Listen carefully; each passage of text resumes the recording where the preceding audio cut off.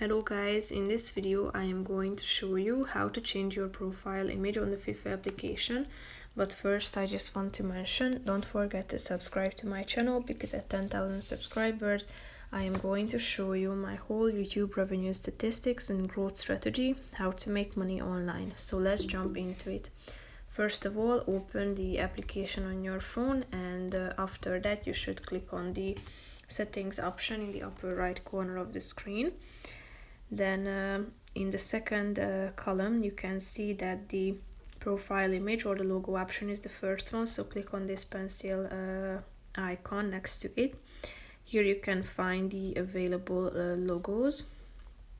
If you go back and tap on the select crest section in the first column, you will be able to find another crest, so tap on the relevant one and click on select down below. So if you go back you will be able to select your logo. Here you can find it, so that's it serves as your profile image. So that's pretty much it for this video guys. See you in the next one. Bye bye.